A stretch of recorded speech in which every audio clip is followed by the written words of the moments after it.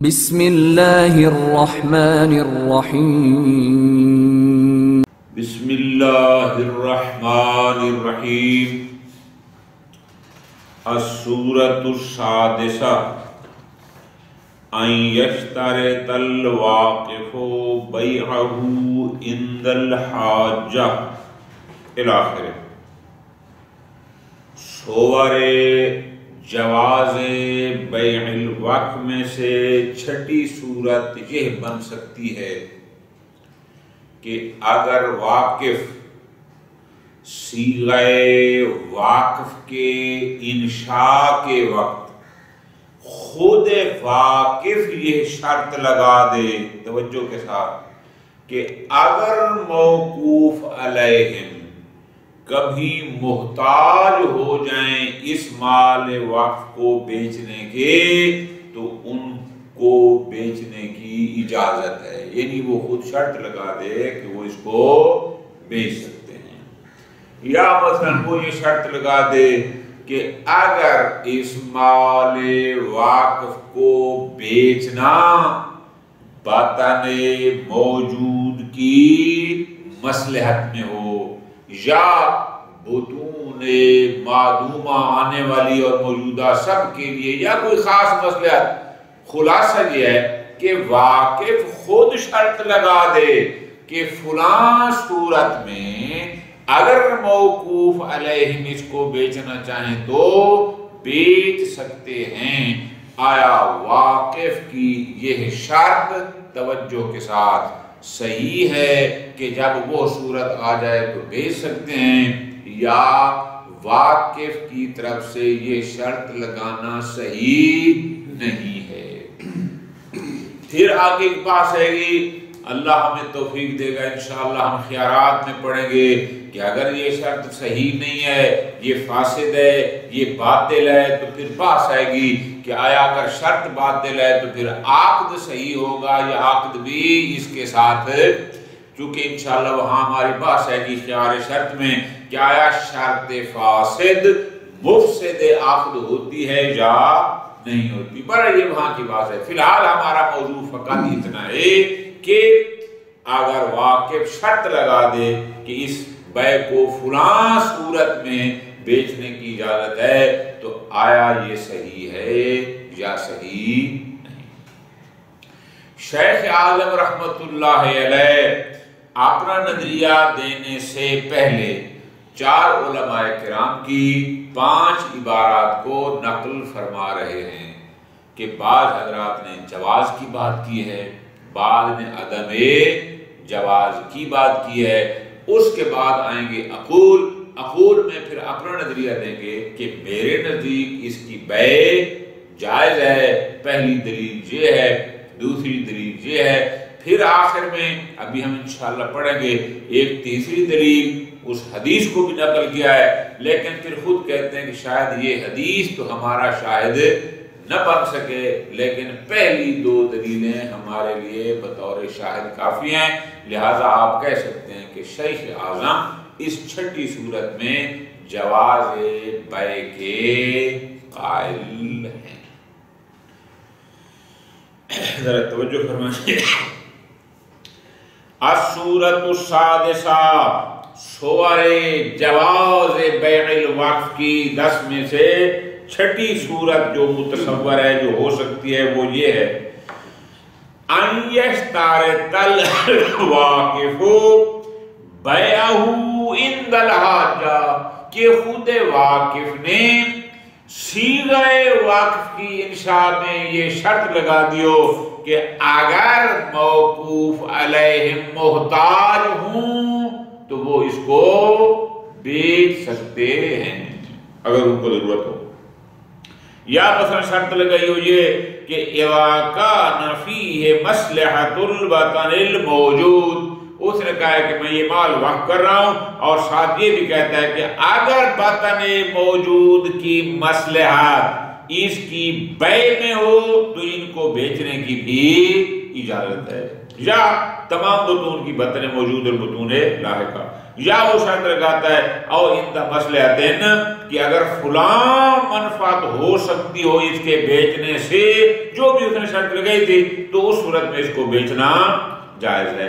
تو اب صورت سادسہ بن گئی ہے کہ واقف نے خود کہہ دیا کہ آیا فلاں صورت میں ان کو بیچنے کی اجازت ہے۔ تو توجہ فرمانی ہے، یہاں پر ہماری بات ہے، آیا واقف اگر خود کہہ دے تو اس سے یہ شرط صحیح ہوگی، بیچنا صحیح ہوگا، یا یہ شرط صحیح نہیں ہے؟ واقف کو اختیار نہیں ہے کہ وہ کہے کہ فلاں صورت میں بیچ سکتے۔ 4 علماء کی 5 عبارات توجہ کے ساتھ۔ فَقَدْ اخْتَلَفَ كَلِمَاتُ الْعَلَّامَةِ، خود علامہ اور علامہ کے بعد شہید ان کے فرزند فخر المحققین شہید اول محقق کر کی مختلف نظریات ہیں۔ اچھا، اسی علامہ نے اپنی کتاب ارشاد میں یوں فرمایا، توجہ آ جان، کیا عالی ارشاد میں فرماتے ہیں وَلَوْ شَرَطَ بَيْعَ الْوَقْفِ عِنْدَ حُصُولِ ضَرَرٍ، اگر واقف نے خود شرط لگا دی کیا کہ اگر اس بقائے واقف میں کوئی ضرر ہو، مثلا کل خراج والمعون من قبل ظالم، ایک ایسا ظالم حکمران آ گیا ہے، وہ اتنے ٹیکس اس مال وقت پر لگا رہا ہے، یا ایسے اخراجات ہیں کہ جو ان موقوف علیہم کے لیے باعث ضرر ہے، اور وہ کہتا ہے کہ آپ اس صورت میں اس کو بیچ سکتے ہیں، وَشْرَا غَيْرِهِ بِثَمَنٍ، اور اس کی ثمن سے اس کے علاوہ کوئی اور چیز لے لیں تاکہ جس پر ان کو ضرر نہ ہو۔ ارشاد میں فرماتے ہیں فَالْوَجْهُ الْجَوَازُ، میں تو یہاں جواز کو بہتر سمجھتا ہوں کہ بالکل اگر وہ اس منزل پر پہنچ جائے تو پھر موقوف علیہم کے لیے مال وقف کو بیچنا جائز ہے۔ وہاں پر یہ فرمایا۔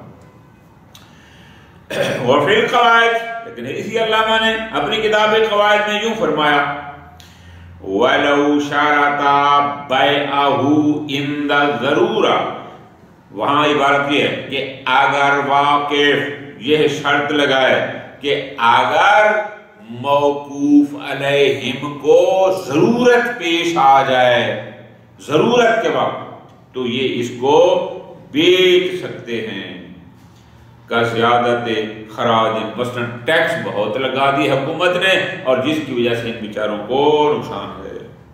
وَشْرَا غَيْرِهِ بِثَمَنٍ، اور کہتا ہے کہ اس کو بیچ کر اس کی ثمن سے کوئی اور چیز خرید کر لی جائے، یا وہ شرط لگاتا ہے کہ اس کو بیچنے کا حق ہے موقوف علیہم کو اندہ خراب ہی، کہ اگر یہ مال وقف خراب ہو جائے او قتلت ہی، یا معطل یعنی اب قابل انتفاع نہ رہے، یا وہ شرط لگائے کیا خروجہ عن حد الانتفاع، کہ میں یہ مال ان کے لیے وقف کر رہا ہوں لیکن اگر یہ مال وقف باعث انتفاع نہ رہے، اب اس سے منفعت نہ لی جا سکتی ہو، تو ان کو بیچنے کی اجازت دیتا ہوں، یہ شرط لگائے۔ او یا مثلا یوں کہتا ہے قلت منفعت، کہ جو مال میں وقف کر رہا ہوں اگر وہ مال وقف ایسی حد تک پہنچ جائے کہ آپ اس کی منافع قلیل ہو جائیں تو ان کو بیچنے کا حق ہے۔ اگر انشاء صیغہ وقف میں وہ ایسی شرط قرار دے دے، توجہ کے ساتھ آگا، تو یہاں پر علامہ فرماتے ہیں فَفِي صِحَّةِ الشَّرْطِ اشکال، اصل شرط میں بھی اشکال ہے کہ آیا ایسی شرط لگانا صحیح ہے بھی صحیح یا صحیح نہیں ہے۔ وَمَعَ الْبُطْلَانِ، اور اگر ہم قائل ہو گئے کہ نہیں جناب یہ شرط باطل ہے، یہ شرط فاسد ہے، درست نہیں ہے، تو پھر بات ہے فَفِي إِبْطَالِ الْوَقْفِ، آیا یہ شرط فاسد اور باطل یہ مفسد عقد بھی ہوگی، کیا وہ خود وقف نامہ ہی باطل ہو جائے گا یا نہ؟ فرماتے ہیں اس میں بھی اشکال۔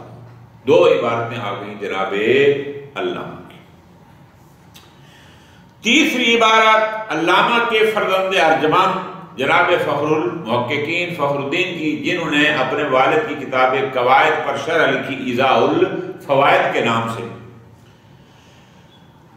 وَذَكَرَ فِي الْإِيضَاحِ فِي وَجْهِ الْجَوَازِ۔ اب پہلے وہ کیا فرماتے ہیں کہ اس صورت میں جواز بیع پر جو دلیل بن سکتی ہے وہ ہے روایت جعفر ابن حنان، وہ جو ہم نے پیچھے کہ اذا تاجو فلاں فلاں جو آیا تھا تو دے سکتے ہیں۔ پھر آگے فرماتے ہیں اگر اذا جاز بغیر شرط، کہ روایت کے مطابق وہاں واقف نے نہیں کہا تھا کہ اگر یہ محتاج ہوں تو بیچ سکتے ہیں، کوئی شرط اس نے نہیں لگی تھی، بلکہ روایت کا مضمون بتاتا ہے کہ اگر موقوف علیہم خود محتاج ہو جائیں تو ان کو بیچنے کا حق ہے۔ تو فخر المحققین فرماتے ہیں اگر بغیر شرط من الواقف، واقف نے انشاء صیغہ میں یہ نہیں کہا تھا، اگر اس کے بغیر جائز ہے فما شرط اولا، اگر واقف خود شرط لگا دے کہ احتیاج کی صورت میں بیچ سکتے ہیں تو بہترین اولا جائز ہے۔ صاحب نے کہا اگر ہم جواز کے قائل ہوں گے تو اس کی دلیل یہ ہے۔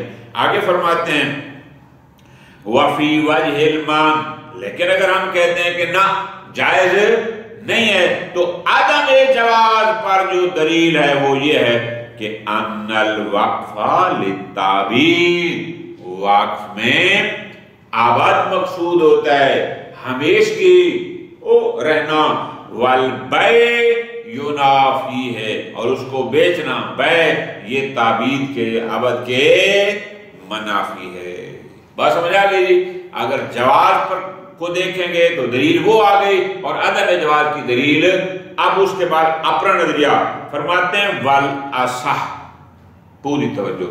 فخر المحققین فرماتے ہیں لہذا اگر آپ مجھ سے پوچھتے ہیں میرے نزدیک قول اصح یہ ہے کہ انہ لا یجوز بیع الوقف بحال، بحال کا مطلب میری جان کیا ہو گیا؟ چاہے وقف شرط لگا بھی دے تو بھی جائز نہیں، تو یہ قائل ہو گئے عدم جواز۔ تین عبارتیں آ گئی۔ چوتھی عبارت شہید اول رحمت اللہ علیہ کی ہے، قال شہید فی الدروس، وہ فرماتے ہیں لو شرط الواقف بیعہ عند حاجتہم، کہ اگر واقف خود یہ شرط قرار دے دے کہ اگر موقوف علیہم محتاج ہوں اس مال وقف کی بیع کے تو ان کو بیچنے کی اجازت ہے، وَوُقُوعِ الْفِتْنَةِ بَيْنَهُمْ، یا بقائے وقف کی صورت میں انشاءاللہ آگے یہ بات آئے گی کہ وقف کو باقی رکھنا سبب بنتا ہے کہ موقوف علیہم کے درمیان کوئی ایسا فتنہ ہو جائے جو ناقابل برداشت ہو، فَأَوْلَى بِالْجَوَازِ، اولا بمعنی یہ تعین کیا ہے، تو پھر ہمارے نزدیک یہاں جواز اولا ہے، یعنی کیا کہ اس کو بیچنا جائز ہے۔ ٹھیک ہو گیا جی؟ یہ چار عبارتیں ہو گئی۔ وَيَظْهَرُ مِنْهُ، شیخ اعظم فرماتے ہیں اسی عبارت سے لگتا ہے کہ اَنَّ لِلشَّرْطِ تَأْثِيرًا، انہوں نے کہا ہے نا کہ اگر واقف شرط لگا دے کہ ان کا حاجہ بیچ سکتے ہیں تو اس کا مطلب اس شرط کا اثر یہ ہوگا کیا کہ یحتمل المنع من دون شرط، کہ اگر واقف کی طرف سے شرط نہیں تھی تو پھر اس کو بیچنا جائز نہ ہوگا، اور اگر اس نے شرط قرار دے دی تو پھر بیچنا جائز۔ پانچویں عبارت جناب محقق ثانی محقق کرکی صاحب مفتاح جامع المقاصد، وہ فرماتے ہیں توجہ، انہ قال، محقق کرکی یوں بیان فرماتے ہیں اس مسئلہ کو، التحقیق، میرے نزدیک قول حق یہ ہے، کیا جی؟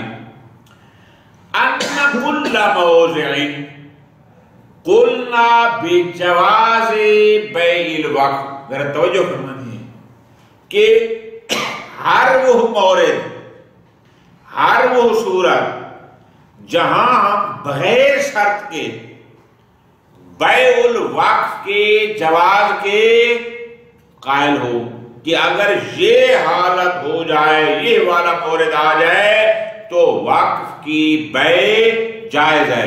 جہاں جہاں بھی ہم وقف کی بیع کے جواز کے قائل ہوں گے، یجوز اشتراط البیع فی الوقف اذا بلغ تلک الحالہ، پھر یہ بھی جائز ہے کہ واقف شرط لگا دے، کیا کہ اگر بغیر شرط کے، ذرا توجہ فرمانا، بغیر شرط کے جس حالت میں بیع الوقف جائز ہے، لہذا یہ بھی جائز ہے کہ واقف خود اگر آپ نے صیغہ وقف میں بطور شرط ذکر کر دے کہ اگر وقف اس حالت تک ہو تو اس کو بیچنا جائز ہے، جیسے وہ جائز ہے، فرماتے ہیں اس صورت میں بھی اسی طرح جائز ہے۔ کیوں؟ ذرا مزیدار بات، لِأَنَّهُ مُؤَكِّدٌ، اگر واقف شرط لگا بھی دے، میں آپ کو آسان سے مثال لوں کہ اگر ہم قائل ہو جائیں کہ عند الضرورت الشدیدہ بیع الوقف جائز ہے، اب اگر یہ واقف بھی یہی کہہ دے انشاء وقت میں کہ اگر مورد ضرورت شدیدہ کہا جائے موقوف علیہ کے تو بیچنا جائز ہے، تو یہ شرط فقط شرط تاکیدی ہوگی۔ کیوں؟ یہ نہ بھی لگاتا تو بھی شاباش جائز تھا، تو یہ شرط فقط مؤکد ہوگی، شرط تاکیدی ہوگی۔ وَلَيْسَ بِمُنَافٍ لِلتَّعْبِيدِ الْمُعْتَبَرِ فِي الْوَقْفِ، وہ جو کہا جاتا ہے کہ جناب وقف میں تو تعبید شرط ہے، وقف ابدی ہوتا ہے، ہمیشہ کا ہوتا ہے، وہ کہتے ہیں کہ یہ اس وقف میں جو تعبید جو ابد معتبر ہوتا ہے یہ اس کے ساتھ کوئی منافعات بھی نہیں رکھتا۔ وجہ یہ ہے لِأَنَّهُ مُقَيَّدٌ وَاقِعًا بِعَدَمِ حُصُولِ أَحَدِ أَسْبَابِ الْبَيْعِ۔ بہت مزیدار بات ہے، توجہ کرنا علمی نکتہ ہے۔ محقق کر کے فرماتے ہیں وقف میں تعبید معتبر ہے، وقف ابدی ہوتا ہے، لیکن حقیقت میں یہ ہے کہ وہ مقید ہے کس سے؟ کہ اگر اسباب بیع میں سے کوئی سبب موجود نہ ہو تو وقف میں دوام معتبر ہے، وَمَا لَا فَلَا، لیکن اگر اسباب بیع میں سے کوئی سبب حاصل ہو جاتا ہے، نکتہ سمجھ آ گیا نا، تو اس کا مطلب ہے پھر دوام معتبر، تو دوام معتبر ہے لیکن وہ معتبر ہے بعدم حصول احد اسباب البیع، بشرطے کہ اسباب بیع میں سے کوئی سبب وہاں حاصل نہ ہو، وَمَا لَا فَلَا لِلْمُنَافَعَةِ۔ بات سمجھے گی نا؟ اب للمنافعات اوپر کے ساتھ ہے کہ یہ منافعات اس صورت میں ہوگی کہ اسباب بیع میں سے بھی کوئی نہ ہو اور پھر بھی ہم بیچیں، ہم کہہ سکتے ہیں کہ نا اب منافع ہے، لیکن اگر آ جائے کیا اسباب بیع میں سے پھر کوئی مسئلہ نہیں۔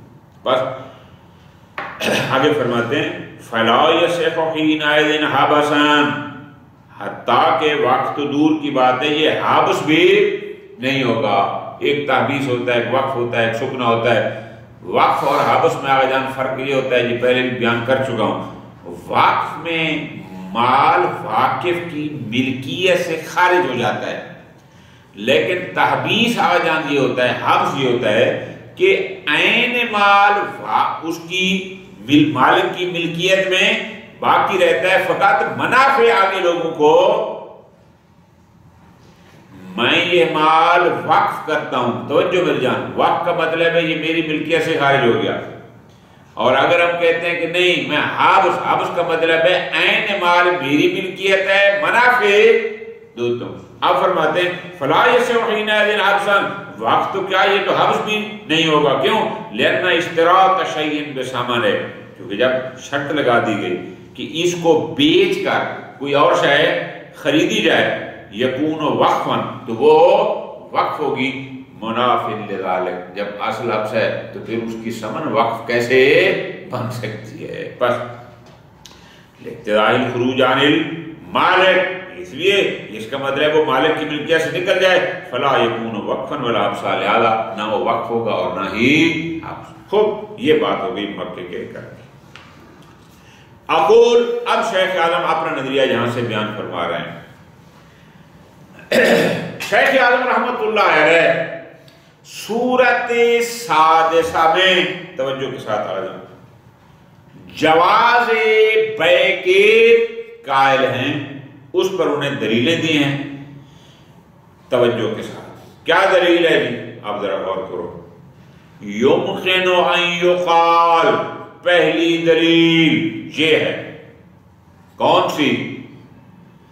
بعد التمسک فی الجواز، کہ ہم جواز بیع کے قائل ہو جائیں۔ پہلی دلیل الوقوف علی حسب ما یوقفھا اہلھا، توجہ کرنا میری جان، ہم نے واقف کے انشاء کے مطابق چلنا ہے، اور واقف خود کہہ رہا ہے کہ اگر ان کو حاجت ہو جائے تو یہ بیچ سکتے ہیں۔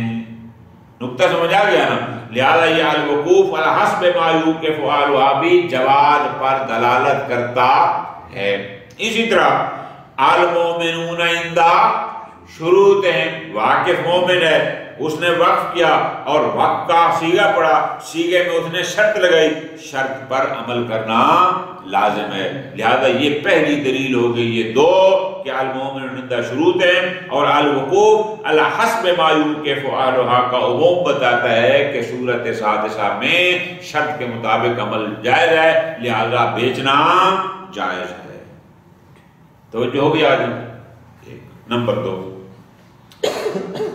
دوسرا فرماتے ہیں بے عدم ثبوت کون جواز البیع منافعا لمقتضى الوقف۔ توجہ آگا، بہت لطف کی باتیں، مزہ آیا بہت مطالعے میں۔ ایک ہوتا ہے مقتضى عقد، ایک ہوتا ہے اطلاق عقد۔ نقطہ سمجھ آیا نا؟ اطلاق کیسے؟ بالکل آسان مثال، آقا علی جان میں یہ موبائل بیچتا ہوں 10,000 روپے میں، آقا علی جان کہتے ہیں جی میں اس کو خریدتا ہوں، کوئی قید نہیں ہے نا۔ اطلاق کا تقاضا یہ ہے کہ یہ معاملہ نقدی ہے، لیکن اس کو مقید کیا جا سکتا ہے۔ وہ کہتے ہیں جہاں صاحب میں 2 مہینے بعد پیسے دوں گا، یہ نسیہ بن جائے گا، یا وہ پیسے پہلے دیتے اور میں کہتا ہوں میں آپ کو مہینے بعد دوں گا، اور کوئی بیع ثمن کلی ہو تو وہ بیع سلم بن جائے گی۔ لیکن اگر مطلق ہو، کوئی قید وید نہ ہو، تو اطلاق کا تقاضا کیا ہے کہ بیع حالی ہو، یہ ہوتا ہے اطلاق۔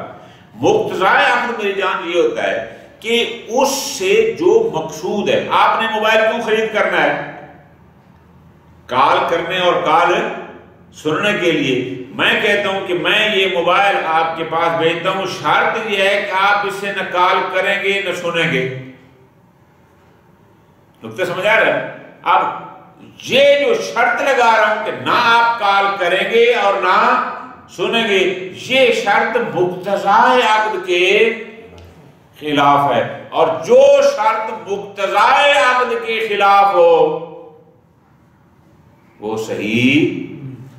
ایک خاتون مولانا حسن مہدی روحانی صاحب سے شادی کرتی ہے اور اپنے ایجاب میں کہتی ہے کہ میں آپ سے نکاح کرتی ہوں، شادی کرتی ہوں، شرط یہ ہے کہ آپ وہ نہیں کریں گے۔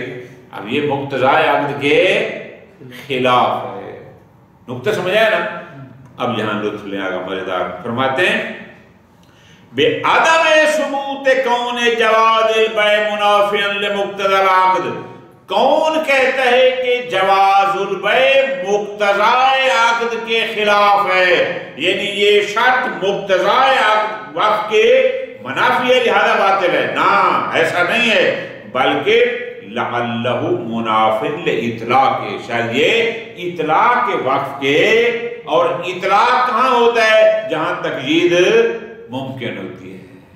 ہاں اگر اس نے شرط نہیں لگائی، مطلق ہے، پھر ہم کہہ سکتے ہیں کہ بیچنا جائز ہے، لیکن اگر اس نے خود ہی شرط لگا دی، قید لگا دی تو یار نہیں۔ لہذا فرماتے ہیں آپ دیکھتے نہیں وَلِذَا يَجْتَمِعُ الْوَقْفُ مَعَ جَوَازِ الْبَيْعِ عِنْدَ طُرُوِّ مُسَوِّغَاتِ۔ وہ ایک بحث پیچھے ہم نے خود پڑھی ہے، ایک بحث کیا آئی تھی کہ آیا مجوز بیع کے آتے ہی وقف ختم باطل ہو جاتا ہے یا بیع ہو جاتی ہے اور بعد میں ختم ہوتا ہے؟ بات آئی تھی نا؟ تو ہم نے کہا تھا فقط مجوز کے آنے سے وقت پر فرق نہیں پڑتا. تو اس کا مطلب ایک لمحہ ایسا ہوتا ہے کہ وقف اپنی وقفیت پر باقی رہتا ہے اور ساتھ اس کی بیع بھی جائز ہے. لہذا جواز بیع اور وقف میں کوئی منافات نہیں ہے. کیوں؟ فإن تحقیق، کیونکہ ہم نے ہمارا قول یہی تھا، نظریہ ہم نے کہا تھا کہ ان جواز البیع، کہ فقط بیع کا جائز ہو جانا، فقط جواز بیع لا یبطل الوقف، وہ وقف باطل نہیں کرتا، بل ہوا وقف، بلکہ وہ وقف اسی طرح سابق وقف ہے، اب اس کی بیع جائز ہے. ہاں اذا بیع خرج عن کونہ وقفا، جب بک جائے گا، بیع ہو جائے گی، تو پھر ہم کہہ سکتے ہیں کہ اب وہ وقف نہیں ہے. لہذا قبل البیع قابل اجتماع ہے کہ بیع بھی جائز ہو اور وقف بھی اسی طرح اپنے وقف ہونے پر باقی ہو. تو یہ اس کا مطلب ہے کہ پھر جواز بیع کی شرط مقتضائے وقف کے منافی نہیں ہے، کیونکہ جو شرط مقتضائے عقد کے منافی ہو وہ پھر صحیح نہیں ہوتی. خوب آگے فرماتے ہیں ثم انہ لو سلما، چلو فرض کرو ہم آپ کی بات مان بھی لیں کہ نہیں یہ نہیں جواز بیع کی شرط منافی ہے مقتضائے عقد کے، تو ہمارا دوسرا جواب یہ ہوگا کیا؟ فإنما هو بيع للوطن الموجود، یہ منافعات اس صورت میں ہوگی کہ ہم اس کو بیچیں موجودہ نسل کے لیے اور ساری سمن بھی انہی کے حوالے کر دیں اور موجودہ سمن سارا مال ساری سمن وغیرہ استعمال کر دیں، پھر تو چلو اس کی منافعات ہے او تعبید کے ساتھ اور اس کے ساتھ. اما تبدیلوں بے وقف نہ کر، لیکن اگر ہم بیچ کے اس کو ایک اور وقت میں تبدیل کر دیں اور جیسے پہلا وقت بطن موجود اور بطون معدوم سب کے لیے تھا، جو سمن سے لیں گے وہ بھی سب کے لیے ہے، فلا تنافی بینہ و بین مفہوم الوقت. آپ کہتے ہیں مفہوم وقت میں دوام ہوتا ہے، تعبید ہوتی ہے، تو اب بھی اسی طرح دوام اور تعبید باقی، لہذا کوئی منافعات نہیں.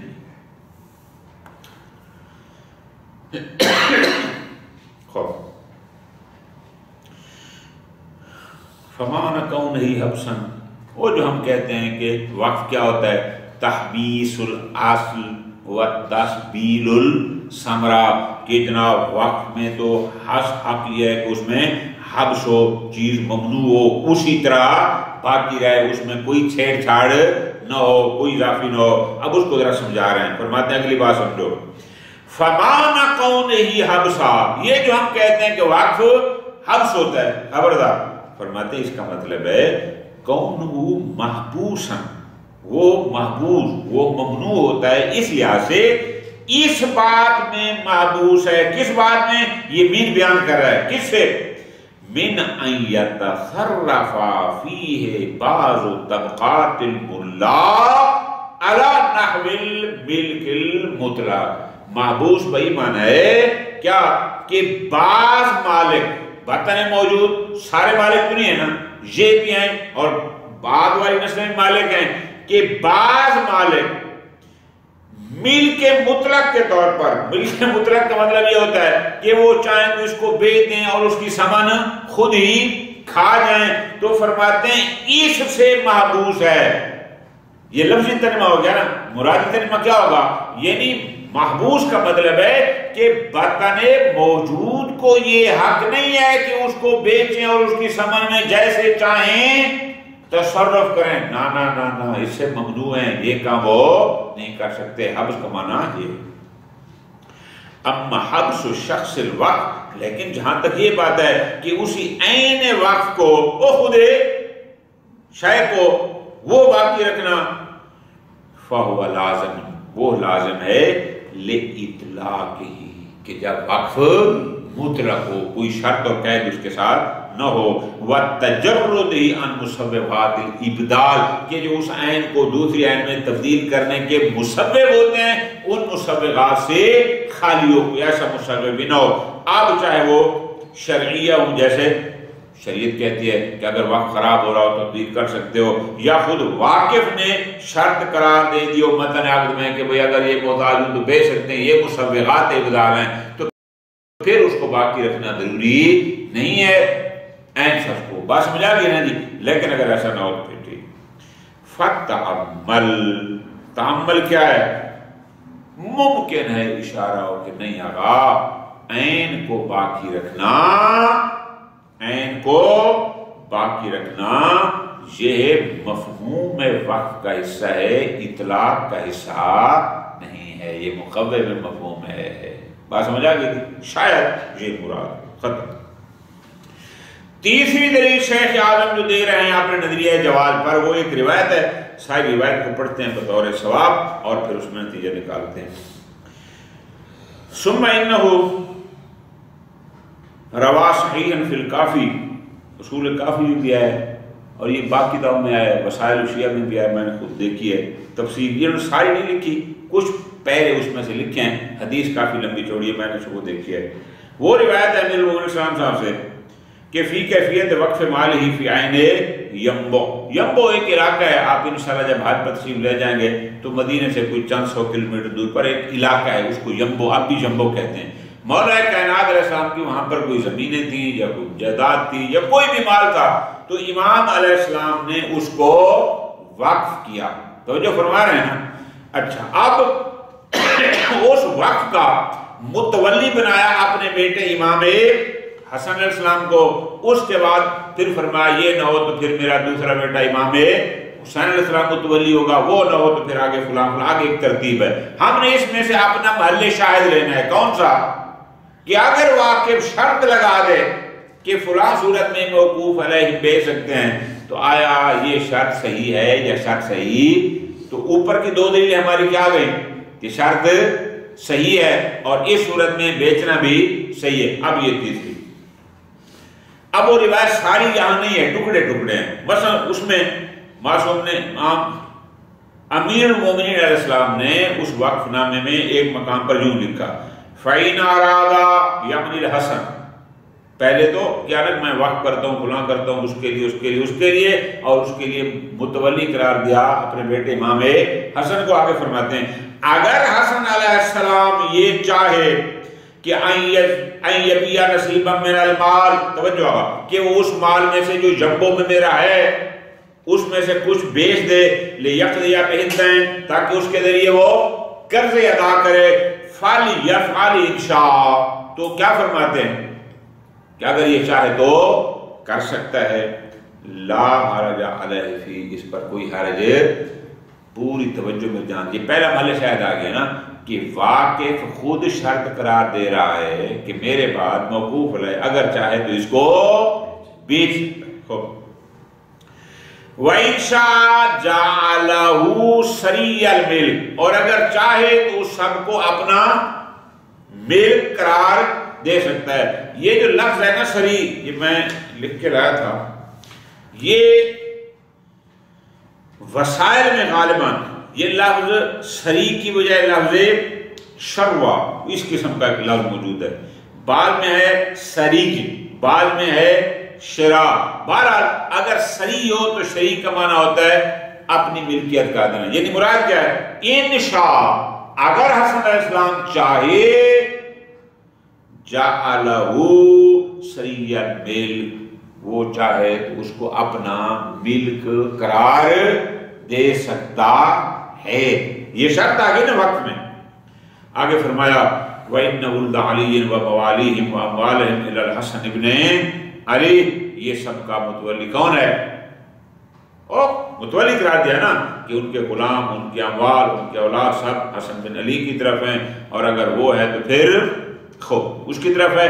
وَإِنْ كَانَ دَارُ الْحَسَنِ بن علی، اگر حسن بن علی کا اپنا گھر غیر دار صدقت ہے، اگر وہ وقف کا نہیں ہے، فَبَدَا لَهُ، اور وہ یہ سمجھتا ہے کہ اَن يَبِيعَهُ، کہ وہ اس کو بیچ دے، فَلْيَبِيعْهَا إِنْ شَاءَ، اگر چاہے تو وہ اس کو بیچ سکتا ہے. وَلَا حَرَجَ عَلَيْهِ فِيهِ، اور بیچنے میں کوئی حرج بھی نہیں. بس مزہ گئی. تو شاہد آ گیا کہ ان کو بیچنے کا حق واقف نے خود دیا.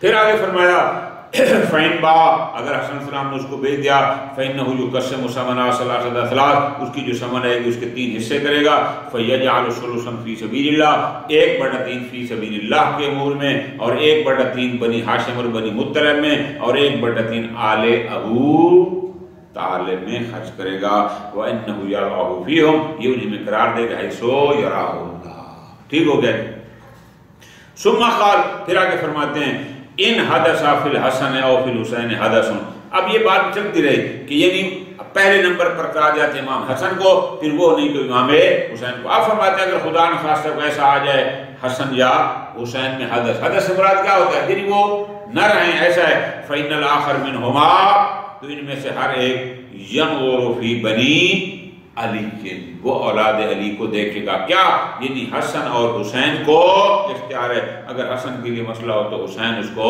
دیکھے گا اعلان کار پھر درمیان میں بہت سارا حصہ غائب ہے وسائل اشیاء میں یہ ہے اگر آپ دیکھیں تو پوری ڈیٹیل کے ساتھ وہاں در جائے بہرحال آگے فرمایا اگر یہ دونوں نہ ہوں نقطہ سمجھ آ رہا ہے نا اگر یہ دونوں نہ ہوں کوئی مسئلہ آ جائے فَإِنَّهُ يَجْعَلُهُ فِي رَجُلٍ یرواہ من بنی ہاشم تو ان کو اختیار ہے اس کو اختیار ہے کہ وہ بنو ہاشم میں سے کسی ایک بندے کو جس کو وہ منتخب کرے گا کہ بھئی ہمارے بعد تو ان اموال کا انچارج ہے متولی ہے ناظر ہے وہ کرا دے گا لیکن اگلی بات توجہ کرنے ہے بات کو سمجھنا ہے لطف یہاں آئے گا حسن اور حسین چاہیں بیچنا ان کو اختیار ہے لا حرجہ لطف لینا ہے کہ حسن بیچنا چاہے اگر وہ سمجھتے ہیں بیچنا بیچ دے لا حرجہ فیہ حسین چاہتا ہے ٹھیک لیکن اب وہ جس کو یہ کسی اور کو مقرر کریں گے بنو ہاشم میں سے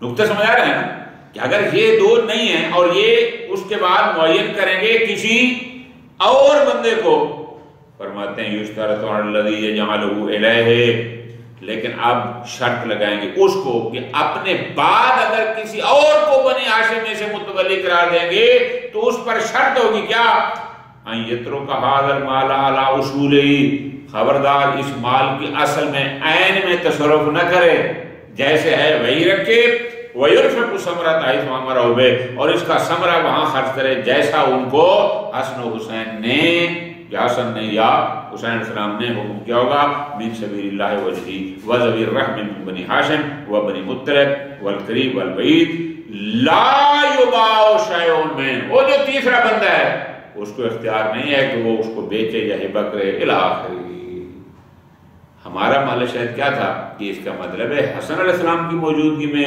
یا ان کے بعد امام حسین علیہ السلام کی موجودگی میں ان کو بیع کا حق دیا ہمارا بات یہی تھی کہ آیا واقف شرط لگا دے کہ بیچ سکتا ہے تو آیا جائز ہے یا جائز نہیں بس سمجھا گیا جائے